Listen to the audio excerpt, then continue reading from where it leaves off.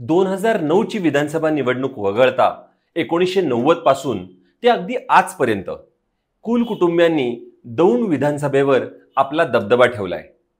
2009 साली या मतदारसंघातून राष्ट्रवादीच्या राहुल कुल यांच्यावर विजय मिळवत रमेश थोरात दौंडमध्ये जायंट किलर ठरले होते। मात्र त्यांना आमदारकी पुढे टिकवता आली नाही। 2014 साली मोदी लाटेत रमेश थोरात यांच्याकडून राहुल कुल यांनी मतदारसंघ हिसकावून घेतला आणि पुढे 2019 सालीही राहुल कुल यांनीच या ठिकाणी बाजी मारली। मात्र यंदाची विधानसभा निवडणूक दोन्ही नेत्यांसाठी वेगळीच ठरणार आहे। त्याचं कारणही विशेष आहे। त्याचाच आढावा या व्हिडिओतून आम्ही घेणार आहोत। नमस्कार, मी ओमकार दीक्षित। पॉलिटिकल महाराष्ट्राच्या वेद विधानसभेचा या नव्या कार्यक्रमात तुमचं स्वागत आहे। सध्या दोन्ही नेते महायुतीत असल्याने यंदा या निवडणुकीचा निकाल वेगळा लागण्याची शक्यता राजकीय वर्तुळात सुरू आहे। राष्ट्रवादी पक्ष फुटीनंतर रमेश थोरात यांनी अजित पवारांची साथ दिली। रमेश थोरात हे अजित पवार यांचे अत्यंत निकटवर्तीय म्हणून ओळखले जातात। मात्र महायुती असल्याने ही जागा भाजपच्या राहुल कुल यांना सुटण्याची शक्यता।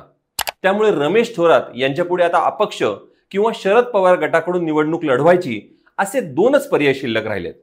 त्यामुळे जागा वाटपात ही जागा भाजपला सुटली तर रमेश थोरात काय निर्णय घेणार, त्यांच्या या भूमीकडे सगळ्यांचंच लक्ष लागून राहिलंय।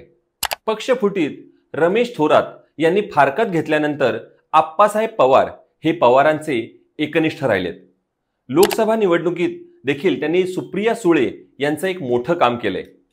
याच मतदारसंघातून सुप्रिया सुळे यांना 25,000 मतांचं लीड देण्यात आप्पासाहेब पवार यांचं मोलाचं योगदान राहिलं। सध्या त्यांच्याकडे तालुका अध्यक्षपद देण्यात आलंय। त्यांनीही विधानसभेसाठी आपली इच्छा बोलून दाखवली आहे। यातच दौंडचे माजी आमदार राजाराम ताकवणे यांचे पुत्र आणि भाजपचे माजी जिल्हाध्यक्ष नामदेव ताकवणे यांनी अलीकडेच शरद पवार गटात प्रवेश केलाय। त्यांनीही विधानसभेची तयारी आता जोरदार सुरू केली आहे। तर दौंड विधानसभेवर कुल कुटुंबियांचं एक हाती वर्चस्व राहिलंय।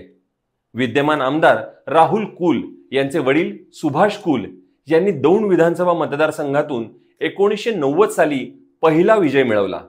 त्यानंतर काँग्रेस आणि राष्ट्रवादीच्या तिकिटावर ते 1999 पर्यंत निवडून गेलेत। तर त्यांच्या पत्नी राहुल कुल यांच्या मातोश्री संजना कुल यांनी 2004 साली विधानसभेची निवडणूक लढवली।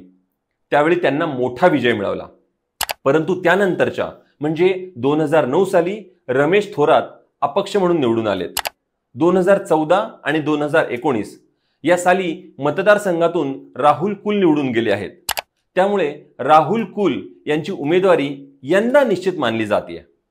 यासह महायुतीकडून भाजपचे जिल्हाध्यक्ष वासुदेव काळे हेही इच्छुक आहेत। यातच रमेश थोरात यांनी या ठिकाणी अपक्ष निवडणूक लढवली तर शरद पवार गटाकडून उमेदवार दिला जाणार आहे।